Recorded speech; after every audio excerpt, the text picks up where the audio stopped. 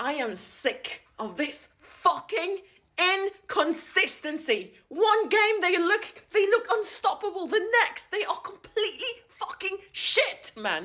And that's not good enough for this club, not for the badge, not for us fans who watch every single fucking game, who believes, who cares. የዩናይትድ ደጋፊዎች እንኳን ደስ አላችሁ፣ እንኳን ደስ አለን። ያው ቀስ በቀስ ወደ ቦታችን እየተመለሰን ነው፣ ወደ ሪትማችን። አሁን ዩናይትድ ቀስ በቀስ ወደ ሪትሙ እየገባ ነው። ግን ጋይስ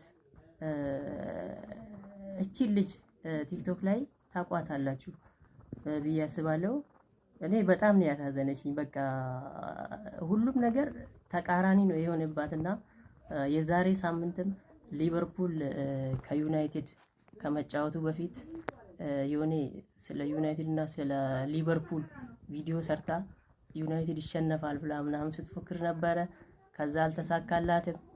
ዩናይትድ ሊቨርፑልን ካሸነፈ በኋላ ደግሞ ተመልሳ መጣ ስትበሳጭ ነበር። ትናንትናም እንደዛው ብራይተን እና ዩናይትድ ከመጫወቱ በፊት ስለ ሁለቱም ጨዋታ ገምታ ነበር። ዩናይትድ 2-0 ይሸነፋል ምናምን ብላ ገምታ ነበር፣ ግን አልተሳካላትም። ዩናይትድ 4-2 ብራይተንን ለጥፏል ማለት ነው። እና በጣም ነው ያሳዘነችኝ ልጅቷ።